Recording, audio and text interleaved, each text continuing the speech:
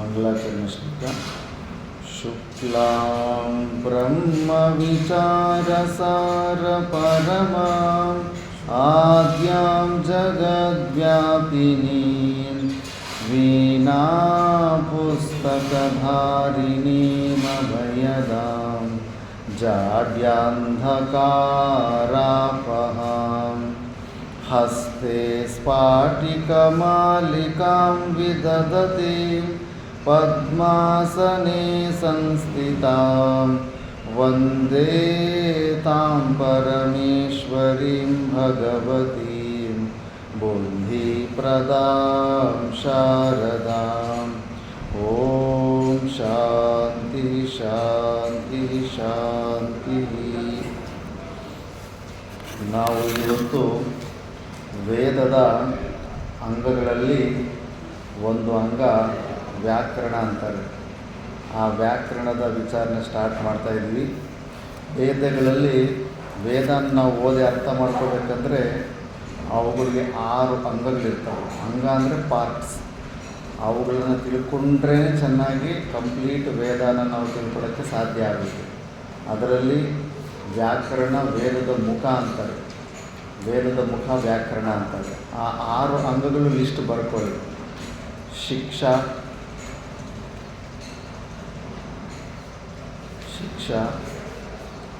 రాసుకున్నాం కూడా. వేదముఖ 6 అంగాలు. మొదటి అంగం శిక్ష.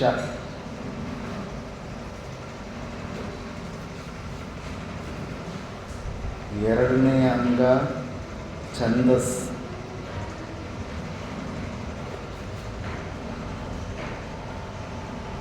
ಮೂರನೇ ಅಂಗ ವ್ಯಾಕರಣ.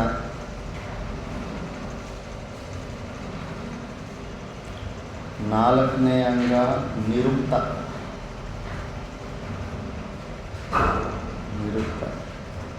ಐದನೇ ಅಂಗ ಜ್ಯೋತಿಷ.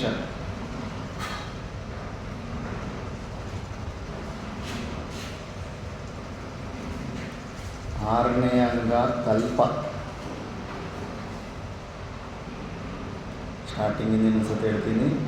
ಶಿಕ್ಷಾ, ಛಂದಸ್, ವ್ಯಾಕರಣ, ನಿರುಕ್ತ, ಜ್ಯೋತಿಷ, ಕಲ್ಪ. ಇವು 6 ಅಂಗಗಳಂತಾರೆ.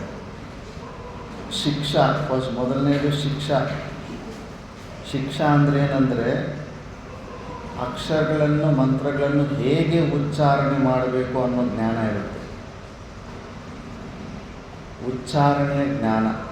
ಶಿಕ್ಷಾದಲ್ಲಿ ಉಚ್ಚಾರಣೆ, ಯಾವ ಅಕ್ಷರವನ್ನು, ಯಾವ ಮಂತ್ರವನ್ನು, ಯಾವ ಛಂದಸ್ಸನ್ನು ಯಾವ ರಾಗದಲ್ಲಿ ಉಚ್ಚಾರಣೆ ಮಾಡಬೇಕು, ಯಾವ ಸ್ವರದಲ್ಲಿ ಉಚ್ಚಾರಣೆ ಮಾಡಬೇಕಂತ ಉಚ್ಚಾರಣೆ ಜ್ಞಾನ ಇರುತ್ತೆ ಶಿಕ್ಷಾದಲ್ಲಿ.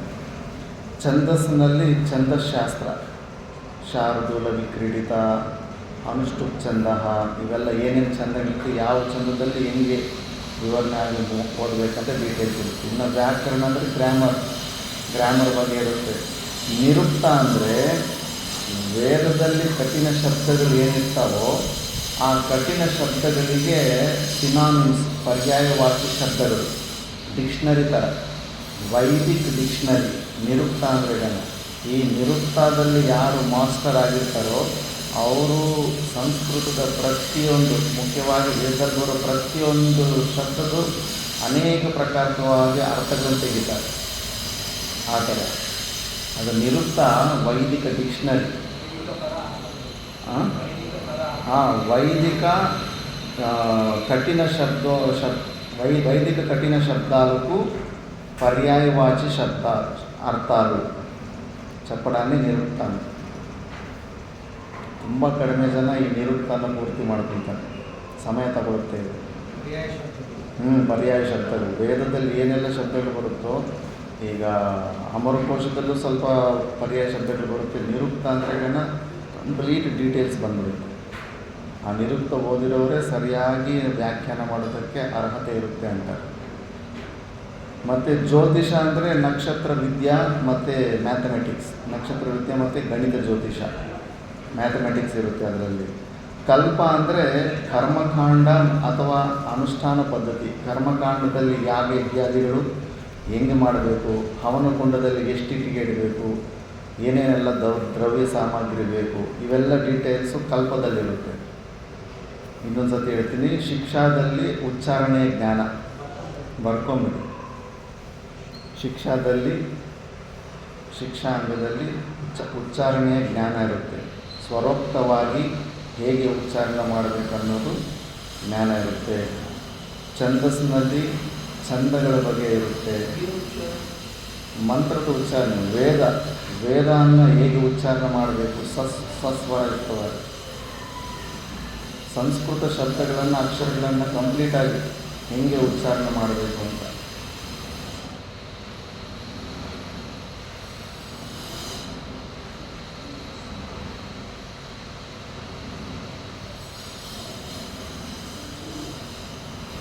ಮತ್ತು ಛಂದಸ್ಸಲ್ಲಿ ಛಂದಗಳ ಬಗ್ಗೆ, ಅನುಷ್ಠುಪ್ ಛಂದ, ಭಗವದ್ಗೀತೆಯಲ್ಲಿ ಅನುಷ್ಠುಪ್ ಛಂದ ಇರುತ್ತೆ. ಇದರಲ್ಲಿ ಈ ಛಂದದಲ್ಲಿ ಎಷ್ಟು ಪಾದಗಳಿದೆ, ಒಂದು ಪಾದದಲ್ಲಿ ಎಷ್ಟು ಅಕ್ಷರಗಳಿದೆ. ಭಗವದ್ಗೀತೆಯಲ್ಲಿ ಒಂದೊಂದು ಪಾದದಲ್ಲಿ 8 ಅಕ್ಷರ ಇರುತ್ತೆ. 4 × 16 ಅಕ್ಷರದಲ್ಲಿ ಒಂದು ಶ್ಲೋಕ ರೆಡಿ ಆಗಿರುತ್ತೆ ಭಗವದ್ಗೀತೆಯಲ್ಲಿ. ಅದೇ ಥರ ವಿಪುಲ ಛಂದ, ಗಾಯತ್ರಿ ಛಂದ. ಗಾಯತ್ರಿ ಮಂತ್ರದಲ್ಲಿ ಛಂದದ ಹೆಸರೇ ಮಂತ್ರಕ್ಕೆ ಇಟ್ಬಿಟ್ಟಿದ್ದಾರೆ. ಅದಕ್ಕೆ ಕಲ್ಪನೆ ಮಾಡಿಕೊಂಡು ದೇವಿ ವಿಗ್ರಹ ಮೂರ್ತಿಗಳನ್ನೆಲ್ಲ ತಯಾರು ಮಾಡ್ಕೊಂಡಿರ್ತಾರೆ. ಗಾಯತ್ರಿ ದೇವಿ ಅಂತ ಇಲ್ಲ, ಅಲ್ಲಿ ಕೇವಲ ಅದು ಛಂದದ ಹೆಸರು ಗಾಯತ್ರಿ, ಓಂ ಭೂರ್ಭುವಸ್ವ ಅಂತ. ಮತ್ತು ವ್ಯಾಕರಣ ಅಂದ್ರೇನ, ಗ್ರಾಮರು, ವಿಕೃಷ್ಟ ವಿ ಮತ್ತು ಆಂಗು 2 ಉಪಸರ್ಗಗಳಿಂದ ಕರಣ ಕ್ರೀಧಾದಿಂದ ಉತ್ಪತ್ತಿ ಆಗೋದು ವ್ಯಾಕರಣ. ತುಂಬ ಒಳ್ಳೆಯ ಪ್ರಕಾರದಿಂದ ಮಾಡಲ್ಪಟ್ಟ ಭಾಷೆ ಅಂತ ವ್ಯಾಕರಣ ಅಂದರೆ. ಅತಿ ಉತ್ತಮವಾಗಿ ಮಾಡಲ್ಪಟ್ಟ ಭಾಷೆ ಅಂತ ವ್ಯಾಕರಣ ಅಂದರೆ.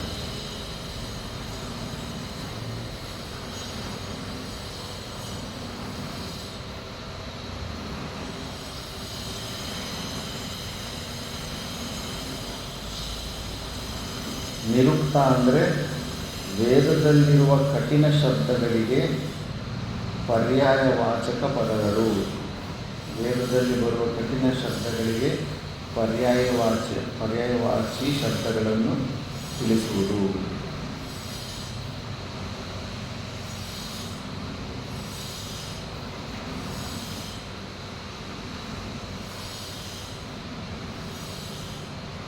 ಮತ್ತು ಜ್ಯೋತಿಷ ಅಂದರೆ ನಕ್ಷತ್ರ ವಿದ್ಯಾ ಮತ್ತು ಗಣಿತ ಜ್ಯೋತಿಷ.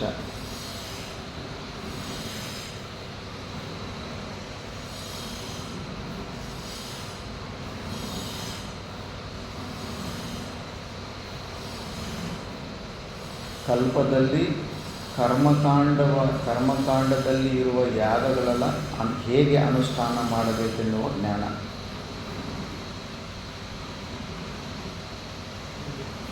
ಕರ್ಮಕಾಂಡದಲ್ಲಿರುವ ಯಾಗಗಳ ಅನುಷ್ಠಾನ ಮಾಡುವ ಜ್ಞಾನ.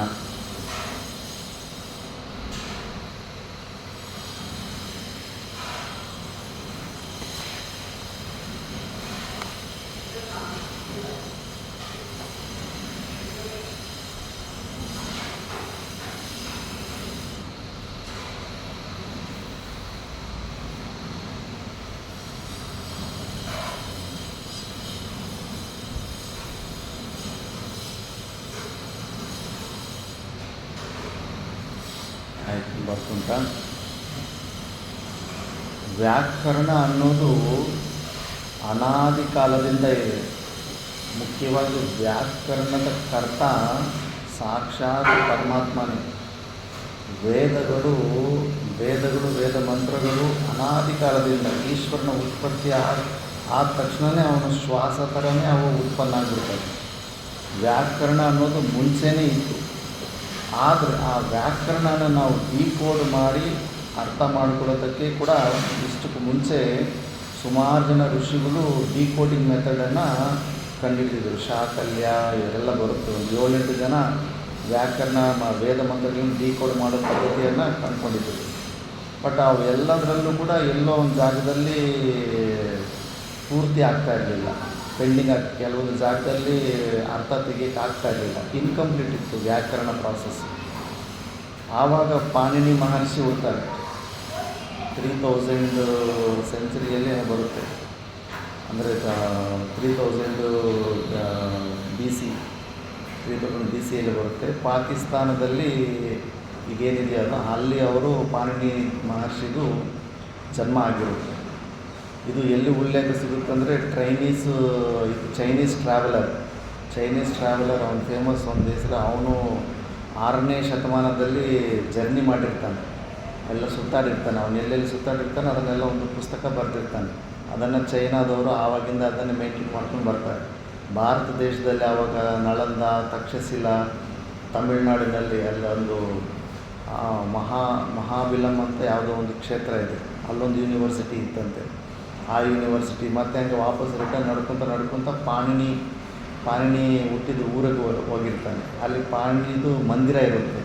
ಆ ಪಾಣಿನಿ ಮಂದಿರದಲ್ಲಿ ಅಲ್ಲೇ ಉಳ್ಕೊಂಡು ಆ ಪಾಣಿನಿ ಮಹರ್ಷಿ ಬಗ್ಗೆ ಎಲ್ಲ ಬರೆದು ಮತ್ತೆ ಹಂಗೆ ಅಫ್ಘಾನಿಸ್ತಾನ್ ಬಾರ್ಡ್ರಿಂದ ಹಂಗಿಂದ ಚೈನಾಗೆ ವಾಪಸ್ ಹೋಗಿರ್ತಾನೆ, ಟಿಬೆಟ್ ಮೇಲಿಂದ.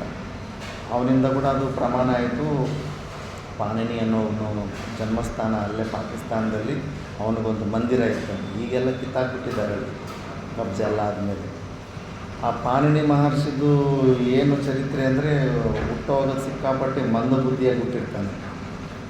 ಏನು ಅಕ್ಷರ ಅಂದರೆ ಬರೋದೇ ಇಲ್ಲ, ಹೊಡೆದ್ರು ಬೈದರು ಏನೂ ಬರೋದಿಲ್ಲ. ಮತ್ತು ಒಂದು ದಿವಸ ಗುರುಗಳು ಕೈ ತೋರಿಸಪ್ಪ ಅಂತಾರೆ. ಕೈ ತೋರಿಸಿದ್ರೆ ಅಲ್ಲಿ ವಿದ್ಯಾ ರೇಖೆನೇ ಇರೋದಿಲ್ಲ.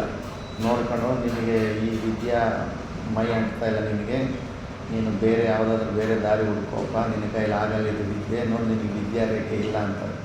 ಹೌದಾ ಗುರುಗಳು ಅಂದ್ಬಿಟ್ಟಿದ್ರು. ಹೋಗ್ಬಿಟ್ಟಿದ್ದನು ಚಾಕು ತಗೊಂಡು ಕಟ್ ಮಾಡಿಕೊಂಡು, ನೋಡಿ ನನಗೀಗ ವಿದ್ಯಾ ರೇಖೆ ಇದೆ ಅಂತ. ಆವಾಗ ಗುರುಗಳು ಸಿಕ್ಕಾಪಟ್ಟೆ ಭಾವುಕರಾಗ್ಬಿಟ್ಟು, ಇನ್ನು ನಿನ್ನನ್ನು ಯಾರೂ ನಿಲ್ಲಿಸೋದಕ್ಕಾಗೋದಿಲ್ಲ, ಯಾಕಂದರೆ ನಿನಗೆ ಹೇಗೆ ಬರುತ್ತೋ ಗೊತ್ತಿಲ್ಲ ನನಗೆ ವಿದ್ಯೆ, ಬಟ್ ನಿನಗಂತೂ ಬಂದೇ ಬರುತ್ತೆ. ಯಾಕಂದರೆ ನೀನು ಪುರುಷಾರ್ಥದ ಟಗರು, ನೀನು ಪ್ರಾರಬ್ಧಕ್ಕೆ ಸರೆಂಡರ್ ಆಗುವಂಥ ಮನಸ್ಸಲ್ಲ ನಿಂದು. ಪ್ರಾರಬ್ಧದಲ್ಲಿ ನನಗೆ ವಿದ್ಯೆನೇ ಇಲ್ಲ ಅಂತ ನನಗೆ ಸರೆಂಡರ್ ಆಗೋ ತತ್ವಲ್ಲ ನಿಂದು. ಪುರುಷಾರ್ಥದಿಂದ ನಾನು ಅದನ್ನು ಪಡಿತೀನಿ ಅಂತ ಬಂದಿದೆಯಲ್ಲ, ನೀನು ಗೆಲ್ತೀಯ ಅಂದಿತ್ತು. ಇನ್ನು ಅದೇ ಥರ ಇನ್ನು ಗುರುಗಳ ಆಶೀರ್ವಾದ ಹಂಗೆ ಸಿಕ್ತು. ಮತ್ತು ಒಂದು ದಿವಸ ಹಂಗೆ ನಡ್ಕೊಂಡು ಹೋಗ್ತಾಯಿದ್ರೆ ಎಲ್ಲ ಮಂದಬುದ್ಧಿ ಅಂತ ಫ್ರೆಂಡ್ಸ್ ಎಲ್ಲ ಅವಮಾನ ಮಾಡ್ತಾಯಿರ್ತಾರೆ. ನೀರು ದಾಹ ಆಗುತ್ತೆ, ನೀರು ಕುಡಿಯೋಕ್ಕಂತ ಸೇದು ಬಾವಿ ಹತ್ರ ಹೋಗ್ತಾನೆ.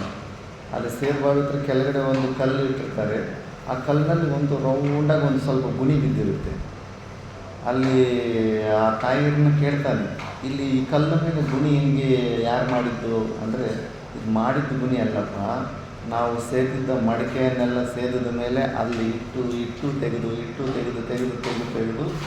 ಅದು ಆ ಥರ ಗುಣಿ ಬಿದ್ದಿದೆ ಅಂದರೆ ಮಣ್ಣಿನ ಮಡಕೆ ಕಲ್ಲನ್ನು ಕರಗಿಸ್ಬಿಟ್ಟಿದೆಯಾ? ನಾನು ಅಷ್ಟೊಂದು ಮಂದಬುದ್ಧಿ ಅಲ್ಲವಲ್ಲ, ಆ ಕಲ್ಲಿಗಿಂತ ಏನು ಮಂದಬುದ್ಧಿ ಅಲ್ಲವಲ್ಲ ಅಂದ್ಬಿಟ್ಟಿದ್ದು. ಇದು ಸಾಧ್ಯ ಆದ್ರೆಗ ಮಣ್ಣಿನ ಮಡಕೆ ಕಲ್ಲನ್ನು ಕೂಡ ಈ ಥರ ಗುಣಿ ಬಿಡೋ ಥರ ಮಾಡಿದೆ ಅಂದರೆ ನನಗೂ ಸ್ಫೂರ್ತಿ ತಗೊಂಡು ನಾನು ಓದ್ಬೋದು ಅಂದ್ಬಿಟ್ಟು ಸ್ಫೂರ್ತಿ ತಗೊತಾರೆ. ಸ್ಫೂರ್ತಿ ತಗೊಂಡ ಮೇಲೆ ಇನ್ನು ಆವಾಗ ಜೋಶ್ ಬರುತ್ತೆ. ಹಂಗೆ ಗುರುಮಾತ ಹತ್ರ ಬರ್ತಾರೆ. ಗುರುಮಾತ, ನೋಡಪ್ಪ ನೀನು ಬೇಜಾರು ಪಡ್ಕೋಬೇಡ, ನೀನು ಶಿವನ ತಪಸ್ಸು ಮಾಡು ಹಿಮಾಲಯದಲ್ಲಿ, ಅಲ್ಲೇ ಪಾಕಿಸ್ತಾನದಿಂದ ಸ್ವಲ್ಪ ಮೇಲ್ಗಡೆ ಅಲ್ಲೇ ಹಿಮಾಲಯ ಬೆಟ್ಟಕ್ಕೆ ಹೋಗಿ ನೀನು ಶಿವನನ್ನು ತಪಸ್ಸು ಮಾಡು, ಶಿವನು ಅನುಗ್ರಹ ಸಿಕ್ಕಿದ್ರೆ ಏನು ಬೇಕಾದರೂ ಸಾಧ್ಯ ಆಗುತ್ತೆ ಅಂತ. ಹೌದಾ ಅಂದ್ಬಿಟ್ಟು ನಮಗೆ ಗುರುಮಾತೆ ಮತ್ತು ಹೇಳ್ಕೊಂಡು ತಪಸ್ಸು ಕೂಡಿರ್ತಾನೆ. ಇನ್ನು ಅವನು ಹುಟ್ಟಿ ಆ ಧ್ಯಾನದಲ್ಲಿ, ಶಿವನ ಧ್ಯಾನದಲ್ಲಿ ಫುಲ್ಲು ಲಯ ಆಗಿಬಿಟ್ಟಿದ್ರೆ ಗೊತ್ತಾಗ್ಬಿಡುತ್ತೆ ಅವನು ಯಾಕೆ ಈ ಜನ್ಮ ತೊಗೊಂಡು ಬಂದಿದ್ದಾನೆ, ಈ ಜನ್ಮದಲ್ಲಿ ಅವನ ಪ್ರಾಜೆಕ್ಟ್ ಏನು ಅಂತ ಗೊತ್ತಾಗ್ಬಿಡುತ್ತೆ. ಯಾಕಂದರೆ ವ್ಯಾಕರಣವನ್ನು ಒಳ್ಳೆ ಸ್ಪಷ್ಟ ರೂಪದಲ್ಲಿ ಪ್ರಪಂಚಕ್ಕೆ ಪೂರ್ತಿ ಮಾಡೋದಕ್ಕೆ, ಪೆಂಡಿಂಗ್ ಫೈಲ್ ಥರ ಇದ್ದ ವ್ಯಾಕರಣ ಪೂರ್ತಿ ಮಾಡೋದಕ್ಕೆ ಅವನ ಜನ್ಮ ಆಗಿರುತ್ತೆ. ಮತ್ತು ಅವೆಲ್ಲ ಪ್ರಾಸೆಸ್ಸು ರೆಡಿ ಆಗಿಬಿಟ್ಟಿರುತ್ತೆ, ಬಟ್ ಇನ್ನೂ ಕಣ್ಣು ತೆಗೆದಿರೋದಿಲ್ಲ. ಆದರೆ ಅವನಿಗೆ ಬೇಸಿಕ್ ಲೆಟರ್ಸ್ ಬೇಕು. ಯಾವುದೇ ಒಂದು ಲ್ಯಾಂಗ್ವೇಜು, ಇವೆಲ್ಲ ಕೋಡ್ ಲ್ಯಾಂಗ್ವೇಜು. ಸೈನ್ಸ್ ಓದಿರೋರು ಸಾಫ್ಟ್ವೇರಲ್ಲಿ ಪ್ರೋಗ್ರಾಮಿಂಗ್ ಮಾಡಿರೋರಿಗೆ ಇದು ವ್ಯಾಕರಣ ಸ್ವಲ್ಪ ಕ್ಲಾರಿಟಿ ಸಿಗುತ್ತೆ. ಪ್ರೋಗ್ರಾಮಿಂಗ್ ಹೆಂಗೆ ಮಾಡ್ತಾರೆ ಅಂದ್ಬಿಟ್ಟು ತುಂಬ ದೊಡ್ಡ ಪ್ರೋಗ್ರಾಮರು ಪಾಣಿನಿ ಇಷ್ಟು ಬ್ರೈನ್ ಉಪಯೋಗ ಮಾಡಿಲ್ಲ. ಎಷ್ಟು ದೊಡ್ಡ IAS ಆಫೀಸರ್ ಅಂತ ಇಂಟೆಲೆಕ್ಟ್ಗಳು ಇವ್ರ ಮುಂದೆ ಕೆಲಸ ಬರೋದಿಲ್ಲ. ಅಂಥ ಭಯಂಕರ ಬ್ರೈನ್ ಯೂಸ್ ಮಾಡಿ ಪ್ರೋಗ್ರಾಮಿಂಗ್ ಲ್ಯಾಂಗ್ವೇಜ್ ಯೋಚನೆ ಮಾಡ್ತಾನೆ. ಬೇಸಿಕ್ ಯೂನಿಟ್ಸ್ ಬೇಕು. ABCDಗಳಿದ್ದರೆ ಎಲ್ಲ ಭಾಷೆಯನ್ನು ಹೆಂಗೆ ಬರುತ್ತೆ. ಈಗಲಿಲ್ಲ ಅಂದರೆ ಮುಂಚೆ ಭಾಷೆ ಹೀಗೆ ಇದು ಮಾಡೋದು. ಅಷ್ಟೊತ್ತಿಗೆ ಈ ವರ್ಣಗಳಿತ್ತು, ಬಟ್ ವ್ಯಾಕರಣದಲ್ಲಿ ಅವನಿಗೊಂದು ಕೋಡಿಂಗಿಗೆ ಒಂದು ಕೋಡ್ ಬೇಕಾಗಿತ್ತು. ಆವಾಗ ಈಶ್ವರನು ಸರಿ ಇನ್ನು ಅದೊಂದು ವಿಷಯದಲ್ಲಿ ಅವನಿಗೆ ಪೆಂಡಿಂಗ್ ಇದೆ ಅಂದ್ಬಿಟ್ಟಿದ್ದನು. ಅವನ ಪಕ್ಕದಲ್ಲಿ ಸನಕಾದಿ ಋಷಿಗಳು ಅಲ್ಲಿ ತಪಸ್ಸು ಮಾಡ್ತಾ ಇರ್ತಾರೆ. ಸನಕಾದಿ ಋಷಿಗಳು ಕೇವಲ ಸ್ಮರಣೆ ಮಾಡ್ತಾರೆ, ಅವರು ಹೆಚ್ಚು ತಪಸ್ಸು ಮಾಡಬೇಕು ಅವಶ್ಯಕತೆ ಇಲ್ಲ.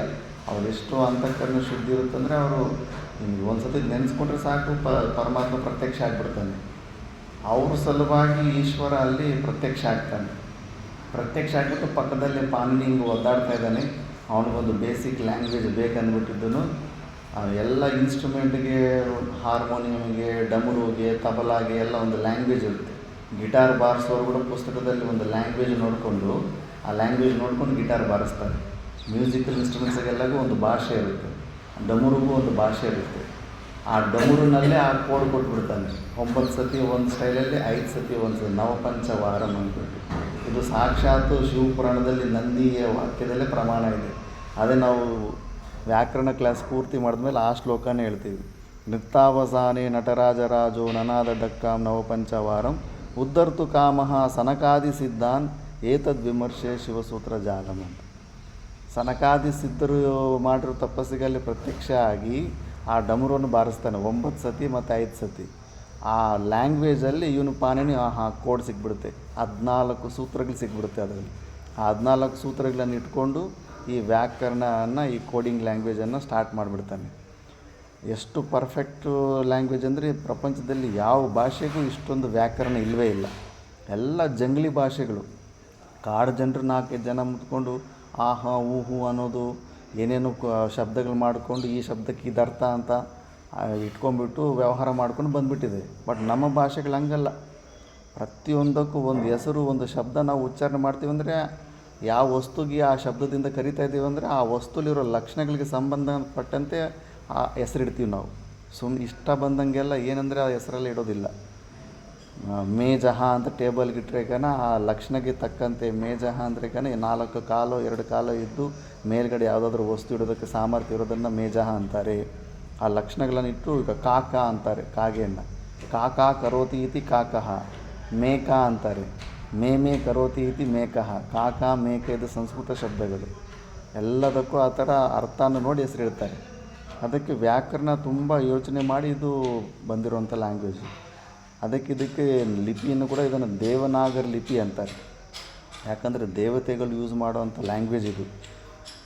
ಮತ್ತು ಆ ಪಾಣಿನಿಗೆ ಆ 14 ಸೂತ್ರಗಳು ಸಿಕ್ಬಿಡುತ್ತೆ. 14 ಸೂತ್ರ ಸಿಕ್ಬಿಟ್ಟ ಮೇಲೆ ಇನ್ನು ಸ್ಟಾರ್ಟ್ ಮಾಡ್ಕೊಂಡ್ಬಿಡ್ತಾನೆ. ಸ್ಟಾರ್ಟಿಂಗಲ್ಲಿ ಆ ಸೂತ್ರಗಳನ್ನು ಇಟ್ಕೊಂಡು ಇನ್ನು 4000 ಸೂತ್ರಗಳು ರಚನೆ ಮಾಡಿಬಿಡ್ತಾನೆ.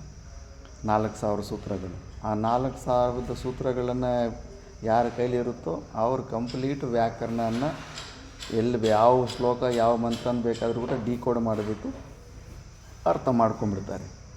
ಇನ್ನು ಪಾಣಿ ಮಹರ್ಷಿ ಅದು ಸಿಕ್ಕಿಬಿಟ್ಟು ಇನ್ನು ವ್ಯಾಕರಣ ರಚನೆ ಮಾಡ್ತಾನೆ. ಒಂದು ಸತಿ ಅಷ್ಟು ದೊಡ್ಡ ಗ್ರಂಥ ಬರೆದಾಗ ಕೆಲವೊಂದು ಹೇಳೋದು ಮರ್ತೋಗ್ಬಿಟ್ಟಿರ್ತಾನೆ. ಕೆಲವೊಂದು ಶಿಷ್ಯರಿಗೆ ಪೆಂಡಿಂಗ್ ಫೈಲ್ಸ್ ಅಂತ ಬಿಟ್ಟಿರ್ತಾನೆ. ಅದು ಸ್ವಲ್ಪ ಏನೇನೆಲ್ಲ ಪೆಂಡಿಂಗ್ ಇತ್ತು ಅವನ ಫ್ರೆಂಡು ಪ್ಲಸ್ ಶಿಷ್ಯ ಆಗಿರ್ತಾನೆ, ಕಾತ್ಯಾಯಿನಿ ಅಂತ. ವಾರ್ತಿಕಕಾರ ಅಂತಾರೆ, ವಾರ್ತಿಕಕಾರ ಅಂತ. ಅವರಿಬ್ಬರು ಪೂರ್ವಜನ್ಮದಿಂದ ಅವ್ರಿಗೆ ಪ್ರಾರಬ್ಧ ಸಂಬಂಧ ಇರುತ್ತೆ. ಈ ಜನ್ಮದಲ್ಲಿ ಒಬ್ರಿಗೊಬ್ರು ಶಾಪ ಇಟ್ಟುಕೊಂಡು ಸಾಯ್ತಾರೆ ಅಂತ ಕೂಡ ಪ್ರಾರಬ್ಧ ಅಷ್ಟು ಪ್ರಬಲವಾಗಿರುತ್ತೆ. ಬಟ್ ಸ್ಟಾರ್ಟಿಂಗಲ್ಲಿ ಭಾಷೆ ಮಾಡಿದಾಗ ಪಾಣಿನಿಜಿ ಏನೆಲ್ಲ ಹೇಳೋದು ಸ್ವಲ್ಪ ಪೆಂಡಿಂಗ್ ಮರ್ತೋಗ್ಬಿಟ್ಟಿದ್ನೋ ಆ ಕಾತ್ಯಾಯಿನಿ ವಾರ್ತಿಕದಿಂದ ಅದನ್ನು ಕಂಪ್ಲೀಟ್ ಮಾಡಿಬಿಟ್ಟಿದ್ದಾನೆ.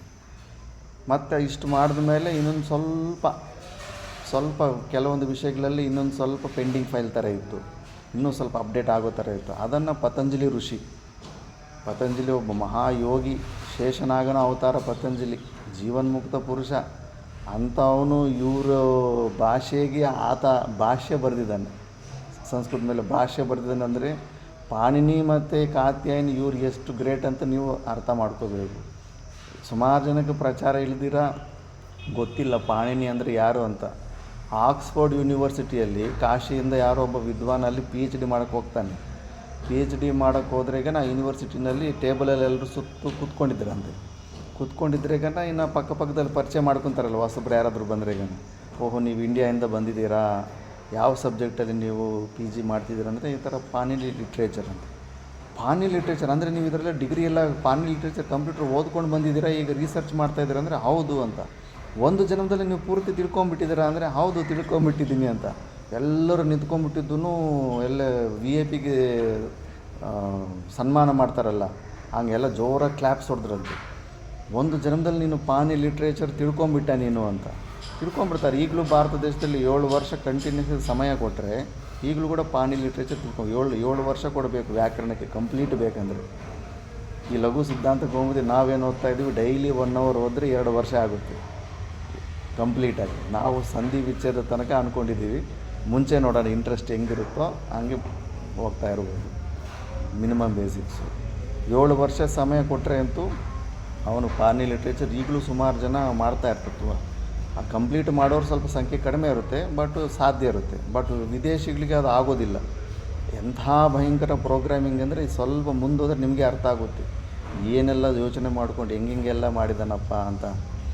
ಇನ್ನು ಅಷ್ಟು ರೆಸ್ಪೆಕ್ಟ್ ಇದೆ ಪಾಣಿ ಲಿಟ್ರೇಚರ್ಗೆ. ಅವ್ರಿಗೆ ಗೊತ್ತು ಯಾರ್ಯಾರು ಅವ್ರು ರಿಸರ್ಚ್ ಮಾಡ್ತಾಯಿದ್ರಲ್ಲಿ ವಿದೇಶಗಳಲ್ಲಿ. ನಾವೆಲ್ಲ ಜಂಗ್ಲಿಯವರು. ನಿಜವಾದ ಅಭಿವೃದ್ಧಿ ಅಂದರೆ ಭಾರತ ದೇಶದಲ್ಲೇ ಇತ್ತು. ಅವರು ಯಾವಾಗಲೂ ಸಾವಿರಾರು ವರ್ಷಗಳ ಹಿಂದೆಯೇ ಇಂಥ ಶ್ರೇಷ್ಠವಾದ ವ್ಯಾಕರಣ ಭಾಷೆಯನ್ನು ಯೂಸ್ ಮಾಡ್ತಾಯಿದ್ದಾರೆ ಅಂದರೆ ಅವ್ರ ಮುಂದೆ ನಾವು ಏನೂ ಇಲ್ಲ ಅಂತ ಅವ್ರಿಗೆ ಚೆನ್ನಾಗಿ ಗೊತ್ತು. ಅದನ್ನು ಜನಕ್ಕೆ ಹೊರಗಡೆ ಪಬ್ಲಿಸಿಟಿಗೆ ಬರ್ತಾ ಇಲ್ಲ ಅಷ್ಟೇ. ಅದಕ್ಕೆ ಸಂಸ್ಕೃತ ಲ್ಯಾಂಗ್ವೇಜನ್ನು ಹೊರಗಡೆ ಬರ್ದಿರೋ ಹಂಗೆ ದಬಾಕ್ತಾ ಇದ್ದಾರೆ. ಒಳಗಡೆ ಅದರ ಪ್ರಯೋಜನ ಇಲ್ಲ ಅಂದ್ಬಿಟ್ಟು ಅದು ಇದನ್ನು ಈಗ ಸ್ವಲ್ಪ ಹೊರಗಡೆ ಬರ್ತಾ ಇದೆ. ಕಂಪ್ಯೂಟ್ರಿಗೆ ಕೋಡಿಂಗಿಗೆ ಬೆಸ್ಟ್ ಲ್ಯಾಂಗ್ವೇಜು ಸ್ಯಾನ್ಸ್ಕ್ರಿಟೇ. ಯಾಕಂದರೆ ಇದರಲ್ಲಿ ಸ್ಯಾನ್ಸ್ಕ್ರಿಟಲ್ಲಿ ಈಗ ಒಂದು ಸೆಂಟೆನ್ಸ್ ಇರುತ್ತಲ್ಲ, ನೀನು ಕ್ರಿಯಾಪದನ ಫಸ್ಟಲ್ಲಿ ಹಾಕ್ಕೊಂಡು ನೌನನ್ನು ಲಾಸ್ಟಲ್ಲೂ ಇಷ್ಟ ಬಂದ ಕಡೆ ಇಂಟರ್ಚೇಂಜ್ ಮಾಡ್ಕೋಬೋದು. ಸಾಮಾನ್ಯ ನಾನು ನೀನು ಮಾತಾಡ್ಕೊಳ್ಳೋಂಥ ಮಾತನ್ನು ಒಂದು ಕವಿತೆ ಥರ ಒಂದು ಅನುಷ್ಠುಪ್ ಚಂದದಲ್ಲಿ ಒಂದು ಶ್ಲೋಕ ಮಾಡಿಬಿಡ್ಬೋದು. ನಾ ಎಲ್ಲಿಗೋದ್ರೂ ಯಾವುದಾದ್ರು ಕಾರ್ಯಕ್ರಮ ಹೋದರೆ ಆ ಕಾರ್ಯಕ್ರಮಕ್ಕೆ ಸಂಬಂಧಪಟ್ಟದ್ದು ಒಂದು ಹೊಸ ಶ್ಲೋಕ ಉತ್ಪನ್ನ ಮಾಡಿ ಹೇಳ್ಬಿಡ್ತಾಯಿದ್ದೆ. ವ್ಯಾಕರಣದಲ್ಲಿ ಅಷ್ಟೊಂದು ಲಿಬರ್ಟೀಸ್ ಇರುತ್ತೆ. ಯಾವ ಭಾಷೆಯಲ್ಲಿ ನೀನು ಆ ಕಡೆ ಈ ಕಡೆ ಶಿಫ್ಟ್ ಮಾಡಿದ್ರೆ ಮೀನಿಂಗೇ ಬರಲ್ಲ. ಅದಕ್ಕೆ ಕಂಪ್ಯೂಟ್ರಿಗೆ ಇಂಥ ಲ್ಯಾಂಗ್ವೇಜು ಇದು ಯಾವತ್ತೋ ಒಂದು ದಿವಸ ಬರುತ್ತೆ, ಇನ್ನು ಕೋಡಿಂಗ್ ಲ್ಯಾಂಗ್ವೇಜ್. ಆವಾಗ ಮಿಕ್ಕಿದ್ದು ಭಾಷೆಗಳೆಲ್ಲ ಟಸ್ ಅಂತ ಹಂಗೆ ಬಿದ್ದೋಗ್ಬಿಡ್ತವೆ. ಅಷ್ಟೊಂದು ಒಳ್ಳೆಯ ಭಾಷೆ ಇದು. ಈ ಥರ ಮತ್ತು ಪತಂಜಲಿ ಮಹರ್ಷಿ ಸ್ವಲ್ಪ ಏನು ಪೆಂಡಿಂಗ್ ಇತ್ತು ಅದನ್ನು ಪೂರ್ತಿ ಮಾಡಿಬಿಟ್ಟಿದ್ದ. ಪತಂಜಲಿ ಮಹರ್ಷಿ ಮೊದಲೇ ಜೀವನ್ಮುಕ್ತ ತ್ರಿಕಾಲ ಜ್ಞಾನಿ. ಇನ್ನು ಆತ ಬರೆದ ಮೇಲೆ ಮತ್ತೆ ಇದನ್ನು ಅಪ್ಡೇಟ್ ಆಗೋದಕ್ಕೆ ಸಾಧ್ಯವೇ ಇಲ್ಲ. ಕಂಪ್ಲೀಟ್ ಆಗಿದೆ ಪ್ರಾಸೆಸ್. ಭೂಲೋಕದಲ್ಲಿ ವ್ಯಾಕರಣ ಇನ್ನೂ ಕಂಪ್ಲೀಟ್ ಆಗಿದೆ. ಮತ್ತು ಸುಮಾರು ಜನ ಇನ್ನೇನೋ ಅಪ್ಡೇಟ್ ಮಾಡೋಕ್ಕಂತ ಟ್ರೈ ಮಾಡೋಕ್ಕೆ ಹೋಗಿದ್ದಾರೆ, ಏನೂ ರಿಸಲ್ಟೇ ಬರಲಿಲ್ಲ. ಮುಗಿದೋಗಿದೆ ಪ್ರಾಸೆಸ್. ವೇದಾಂತದಲ್ಲಿ ವ್ಯಾಕರಣದಲ್ಲಿ ಆ ಥಿಂಕಿಂಗ್ ಪ್ರಾಸೆಸ್ಸು ಮುಗಿದೋಗಿದೆ. ಏನೆಲ್ಲ ಪ್ರಶ್ನೆಗಳು ಬರಬೇಕಾಗಿತ್ತು ಬಂದುಬಿಟ್ಟಿದ್ದಾವೆ, ಅವಕ್ಕೆ ಉತ್ತರ ಬಂದುಬಿಟ್ಟಿದೆ, ಕಂಪ್ಲೀಟ್ ಆಗಿಬಿಟ್ಟಿದೆ ಪ್ರಾಸೆಸ್ಸು. ಇನ್ನು ಆದರೆ ಇವಾಗ ನಾವು ಓದ್ತಾರೆ ಈ ಲಘು ಸಿದ್ಧಾಂತ ಕೌಮುದಿ, ಇವರು ವರದರಾಜಾಚಾರ್ಯರು ಬರ್ತಿರೋದು. ಇದೊಂದು ಶಾರ್ಟ್ಕಟ್. ಲಘು ಅಂದರೆ ಸ್ಮಾಲ್ ಅಂತ. ಸಿದ್ಧಾಂತ ಕೌಮುದಿ ಅಂದರೆ ಅದು ದೊಡ್ಡದು. ಸಿದ್ಧಾಂತ ಅಂದರೆ ಕೌಮುದಿ ಅಂದರೆ ಲಿಲ್ಲಿ, ವಾಟರ್ ಲಿಲ್ಲಿ, ವೈಟ್ ಕಲರಾಗಿ ನೈಟ್ ಟೈಮ್ ಅದು ಗ್ಲೋ ಆಗುತ್ತೆ. ಕಮಲದ ಹೂ ಥರನೇ ವೈಟ್ ಕಲರ್ ಇರುತ್ತೆ, ಅದನ್ನು ಕೌಮುದಿ ಅಂತಾರೆ. ಇದು ಸಿದ್ಧಾಂತ ನೀರಲ್ಲಿ ಇರುತ್ತೆ, ವಾಟರ್ ಲಿಲ್ಲಿ ಅಂತಾರೆ. ತುಂಬ ಅದು ಹುಣ್ಣಿಮೆ ದಿವಸ ಲಿಲ್ಲಿ ನೋಡಿದ್ರೆ ಯಾವುದೋ ಸ್ವರ್ಗಕ್ಕೆ ಬಂದಿದ್ದೀವಿ ಅನಿಸುತ್ತೆ. ಆ ಥರ ನರ್ಮದಾ ನದಿ ತಟದಲ್ಲಿ ಇರ್ತಾವೆ ಅನಿಸುತ್ತೆ, ವಾಟರ್ ಲಿಲ್ಲಿ ಅಂತಾರೆ. ಕಮಲದ ಹೂ ಥರ ಇರುತ್ತೆ, ವೈಟ್ ಕಲರ್ ಇರುತ್ತೆ, ಚಂದ್ರಿಕಾ ಅಂತಾರೆ ಅದನ್ನು. ಸಿದ್ಧಾಂತ ಕೌಮುದಿ. ಈ ಸಿದ್ಧಾಂತ ಅಂತ ಅಂದರೆ ಆಹ್ಲಾದಕರವಾದಂಥ ಇದು ವ್ಯಾಕರಣ. ಇದು ಶಾರ್ಟ್ಕಟ್ ಮಾಡಿದ್ದಾನೆ.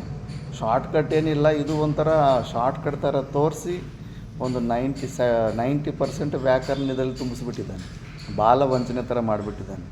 ಯಾಕಂದರೆ ಮುಂಚೆ ಅಷ್ಟಾಧ್ಯಾಯಿ ಅಂತ 4000 ಸೂತ್ರಗಳಿರ್ತಾಯಿತ್ತು.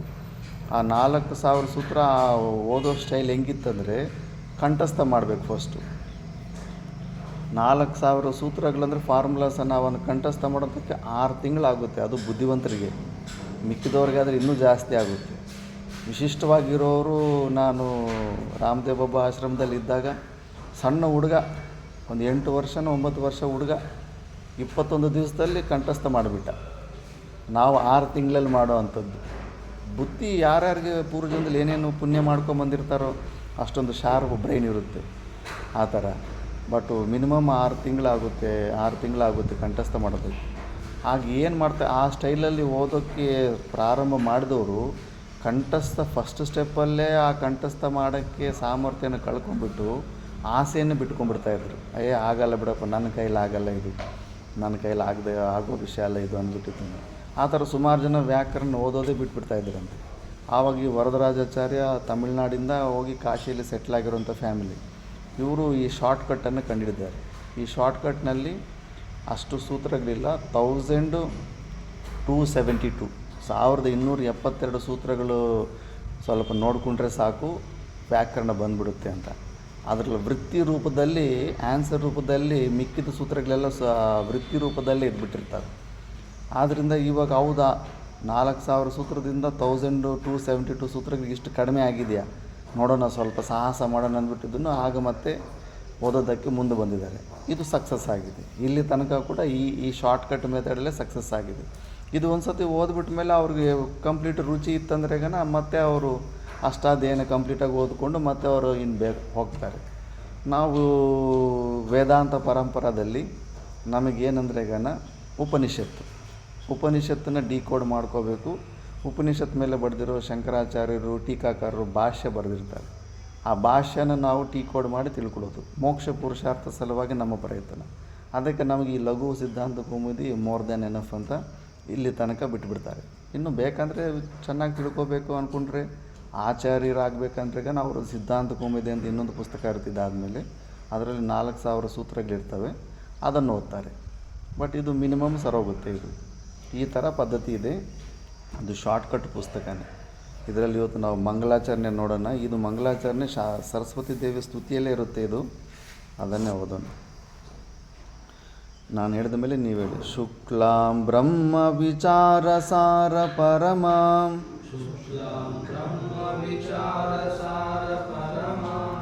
ಆದ್ಯಾಂ ಜಗದ್ವ್ಯಾಪಿನೀಂ ವೀಣಾ ಪುಸ್ತಕಧಾರಿಣೀಮಭಯದಾಂ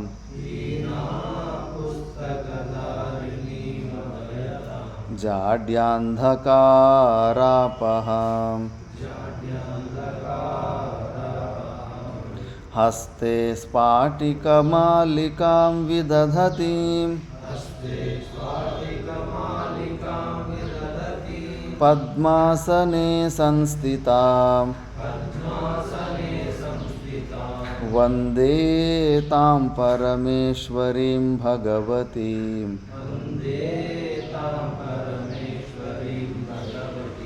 ಬುದ್ಧಿಪ್ರದಾಂ ಶಾರದಾಂ ಶುಕ್ಲಾಂ ಬ್ರಹ್ಮ ವಿಚಾರಸಾರ ಪರಮಾಂ ಆದ್ಯಾಂ ಜಗದ್ವ್ಯಾಪಿನೀಂ ವೀಣಾ ಪುಸ್ತಕಧಾರಿಣೀಮಭಯದಾಂ ಜಾಡ್ಯಾಂಧಕಾರಾಪಹಾಂ ಹಸ್ತೆ ಸ್ಫಾಟಿಕಮಾಲಿಕಾಂ ವಿದಧತೀಂ ಪದ್ಮಾಸನೆ ಸಂಸ್ಥಿತಾಂ ವಂದೇ ತಾಂ ಪರಮೇಶ್ವರೀಂ ಭಗವತೀಂ ಬುದ್ಧಿಪ್ರದಾಂ ಶಾರದಾಂ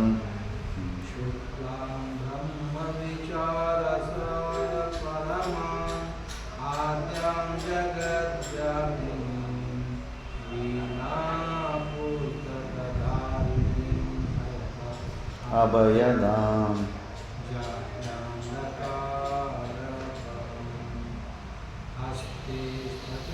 ಹಸ್ತೆ ಸ್ಫಾಟಿಕಮಾಲಿಕಾಂ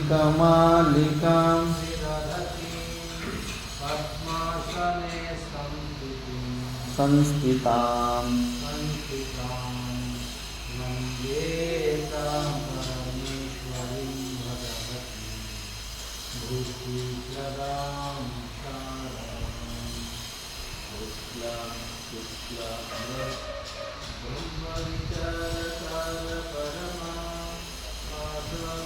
ಆದ್ಯಾಂ ಜಗದ್ವ್ಯಾಪಿನೀಂ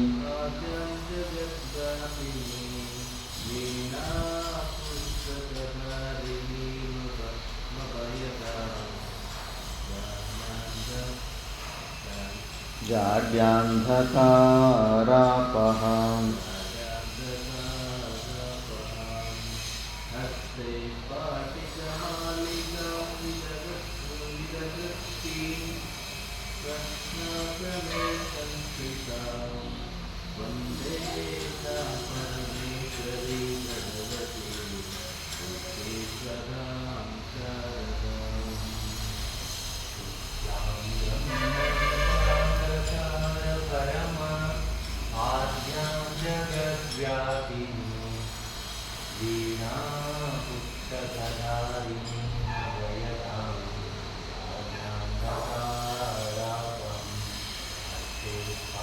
कमालिकां विदधति पद्मासने संस्थितां वन्दे तां परमेश्वरीं ಮುಂಚಿನ ಕಂಠಸ್ಥ ಆಯ್ತಾ?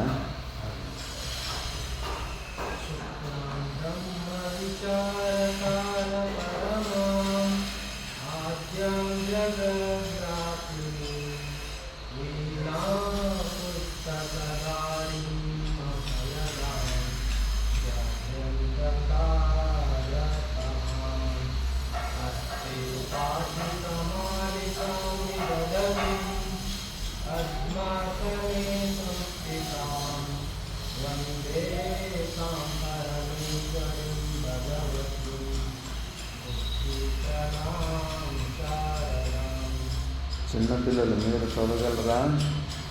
వద్దులే మీరు తర్వాత. నువ్వు నాయనా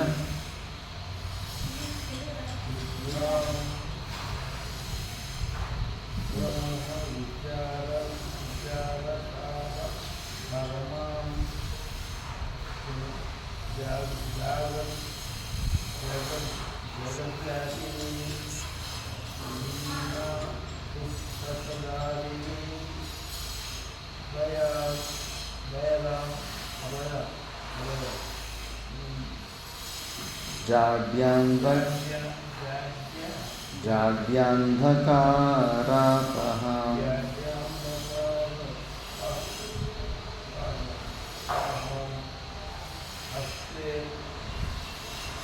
स्फाटिकमालि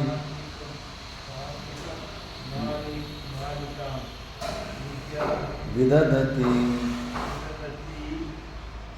पद्मासने संस्थितां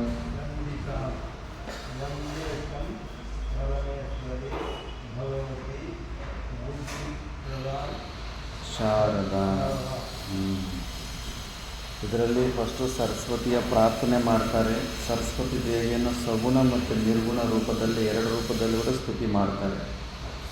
ಶುಕ್ಲಾಂ ಫಸ್ಟು ಸರಸ್ವತಿ ದೇವಿಯನ್ನು, ಅಮ್ಮ ನಾನು ನಿನಗೆ ನಮಸ್ಕಾರ ಮಾಡ್ತೀನಿ, ನೀನು ನನಗೆ ಬುದ್ಧಿಯನ್ನು ಪ್ರದಾನ ಮಾಡು ಅಂದ್ಬಿಟ್ಟು. ನೀನು ಯಾವ ಸ್ವರೂಪ ಅಂದರೆ ಎಲ್ಲ ವಿಶೇಷಣಗಳಿವೆ. ಶುಕ್ಲಾಂ ಅಂದರೆ ಶುದ್ಧ ಸ್ವರೂಪಾಂ ಅಂತ, ಬೈಟಿಗಿದ್ದಾರೆ ಅಂತಲ್ಲ, ಶುದ್ಧ ಸತ್ವಗುಣ ಪ್ರಧಾನ ಆಗಿರೋದು, ಶುದ್ಧ ಸತ್ವ ಆಗಿರೋ ಸ್ವರೂಪ. ಮತ್ತು ನೀನು ಯಾರು? ಬ್ರಹ್ಮ ವಿಚಾರ ಸಾರ ಪರಮ. ಬ್ರಹ್ಮ ವಿಚಾರ ಮಾಡಿದ್ರೆ ಏನು ಸ್ವಾರ, ನಿರ್ಗುಣ ನಿರಾಕಾರ ಸ್ವರೂಪ, ಸಚ್ಚಿದಾನಂದ ಸ್ವರೂಪ ಏನಿದೆಯೋ ಅದೇ ನೀನಾಗಿದೆಯಾ ಅಂದ್ಬಿಟ್ಟು. ಈ ರೂಪದಲ್ಲೇ ನಾವು ಉಪಾಸನೆ ಮಾಡಬೇಕು. ಗಿಡ ಆಗಲಿ, ಮರ ಆಗಲಿ, ಕಲ್ಲಾಗಲಿ, ಏನಾಗಲಿ, ಈ ಥರ ನಿರ್ಗುಣ ನಿರಾಕಾರ ಸ್ವರೂಪ ಆಗಿರೋನು ಈ ಸಗುಣ ರೂಪದಲ್ಲಿ, ಈ ಗಿಡದ ರೂಪದಲ್ಲಿ, ಕಂಬದ ರೂಪದಲ್ಲಿ ಕಾಣಿಸ್ತಾ ಇದೆಯಾ ಅಂತ ಈ ಥರ ಉಪಾಸನೆ ಮಾಡಬೇಕು. ಹಿರಣ್ಯ ಗರ್ಭ ಸ್ವರೂಪದಲ್ಲೇ ಯಾವ ಸಿಂಬಲನ್ನಾದರೂ ಇಟ್ಕೊಂಡು ನಾವು ಉಪಾಸನೆ ಮಾಡ್ಬೋದು. ಆದರೆ ಸರಸ್ವತಿ ದೇವನ ಅದನ್ನೇ ಅಂತಿದ್ದಾರೆ. ಆದ್ಯ ನೀನೇ ಸ್ಟಾರ್ಟಿಂಗ್, ನಿನಗಿಂತ ಮುಂಚೆ ಯಾವುದೂ ಇಲ್ಲ, ನೀನೇ ಇದ್ದಿದ್ದು. ಜಗದ್ವ್ಯಾಪಿ, ನೀನು ಸರ್ವವ್ಯಾಪಕವಾಗಿದೆ, ನೀನು ಇಂಥ ಜಾಗದಲ್ಲಿ ನೀನು ಇಲ್ಲ ಅಂತಿಲ್ಲ. ಮತ್ತು ಈ ಸಗುಣ ರೂಪದಲ್ಲಿ ವೀಣಾ ಪುಸ್ತಕಧಾರಿಣಿ, ಕೈಯಲ್ಲಿ ವೀಣೆ, ಫೋಟೋಲ್ಲಿ ಕಾಣಿಸ್ತಾ ಇದೆ ನೋಡಿ, ವೀಣಾ ಕೈಯಲ್ಲಿ ವೀಣಾ ಪುಸ್ತಕ ಕಾಣಿಸ್ತಿದೆಯಾ? ಧ್ಯಾನ ಕೊಟ್ಟರೆ ಗೊತ್ತಾಗುತ್ತೆ. ಒಂದು ಕೈಯಲ್ಲಿ ತಾಳಪತ್ರ ಗ್ರಂಥಕ್ಕೆ ಇಟ್ಕೊಂಡಂಗೆ ಪುಸ್ತಕ ಇಟ್ಕೊಂಡವ್ರು. ವೀಣಾ ಪುಸ್ತಕಧಾರಿಣಿ, ವೀಣಾ ಮತ್ತು ಪುಸ್ತಕನ ಇಟ್ಕೊಂಡಿರೋ ಅಂಥವ್ರು. ಮತ್ತು ಅಭಯಧಾಮ್, ಅಭಯಸ್ಥ, ಅದು ಮಾಲೆ ರುದ್ರಾಕ್ಷ ಮಾಲೆ ಇಟ್ಕೊಂಡಿದ್ದಾರಲ್ಲ, ಅದು ಈ ಥರ ಇರುತ್ತೆ. ಆ ಫೋಟೋದಲ್ಲಿ ಹಿಂಗೆ ಸೈಡಿಗೆ ಕೊಟ್ಟಿದ್ದಾರೆ, ಬಟ್ ಅದು ಹಿಂಗಿರುತ್ತೆ. ಅಭಯಧಾಮ್, ಅಭಯಸ್ಥ, ಅಭಯಧಾಮ್. ಮತ್ತು ನೀನು ಜಾಡ್ಯಾಂಧಕಾರಾಪಹಂ, ಜಡರೂಪವಾದಂಥ ಅಂಧಕಾರವನ್ನು ನೀನು ತೊಲಗಿಸುವಂಥವಳು, ಅಂದರೆ ಅವಿದ್ಯೆಯನ್ನು ತೊಲಗಿಸುವಂಥವರು. ಮತ್ತು ಹಸ್ತೆ ಸ್ಫಾಟಿಕ ಮಾಲಿಕ, ಕೈಲದಲ್ಲಿ ರುದ್ರಾಕ್ಷ ಮಾಲೆ ಥರ ಕಾಣಿಸ್ತಾ ಇದೆಯಲ್ಲ ಫೋಟೋಲ್ಲಿ, ಅದು ಸ್ಫಟಿಕಾನೇ. ಬ್ಲ್ಯಾಕ್ ಆ್ಯಂಡ್ ವೈಟಲ್ಲಿ ನಮಗೆ ಬ್ಲ್ಯಾಕ್ ಕಲರ್ ಕಾಣಿಸ್ತಾ ಇದೆ. ಸ್ಫಟಿಕ ಮಾಲನ್ನು ಇಟ್ಕೊಂಡಿದ್ದೆ. ಸ್ಫಟಿಕ ಮಾಲೆಗೆ ಇಟ್ಕೊಂಡು ವಿದಧತಿ ಅಂದರೆ ಅತ್ಯಂತ ಶೋಭಾಯಮಾನವಾಗಿ ಕಾಣ್ತಾ ಇದೆಯಮ್ಮ. ಮತ್ತು ಪದ್ಮಾಸನೇ ಸಂಸ್ಥಿತ. ಪದ್ಮಾಸನ ಅಂದರೆ ಯೋಗಾಸನಗಳಲ್ಲೂ ಒಂದು ಪದ್ಮಾಸನ ಇರುತ್ತೆ. ಸರಸ್ವತಿ ದೇವಿ ಕೆಳಗಡೆ ಪದ್ಮ ಹೂವು ಲೋಟಸ್ ಕೂಡ ಇರುತ್ತೆ. ಲೋಟಸ್ಸಲ್ಲಿ ಇರುವಂಥ ದೇವಿ ಅಂತ ಕೂಡ ಅರ್ಥ ಮಾಡ್ಕೋಬೋದು. ಯೋಗಾಸನದಲ್ಲಿರೋ ಪದ್ಮಾಸನದಲ್ಲಿ ಕೂತಿರುವಂಥ ದೇವಿ ಅಂತ 2 ಪ್ರಕಾರದ ಫೋಟೋಗಳು ಸಿಗುತ್ತೆ. ಇದು ಅದರಲ್ಲಿ ಕೂತಿರುವಂಥ ತಾಯಿ ತಾಂ ಪರಮೇಶ್ವರಿ. ಪರಮ ಅನ್ನೋ ಉಪಸರ್ಗ ಬಂದಿದೆ ಅಂದರೆ ನಿರ್ಗುಣ ನಿರಾಕಾರ ಸ್ವರೂಪಾನಿ. ಕೇವಲ ಈಶ್ವರ ಅಂದರೆ ಸಗುಣ ಸಾಕಾರ,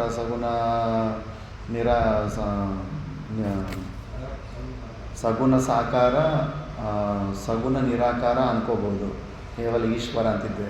ಪರಮ ಅಂತ ಉಪಸರ್ಗ ಮುಂದೆ ಬಂದ್ಬಿಟ್ಟಿದೆ ಅಂದರೆ ನಿರ್ಗುಣ ನಿರಾಕಾರ ಸ್ವರೂಪನೇ ಅಂತ ಅನ್ಕೋಬೇಕು.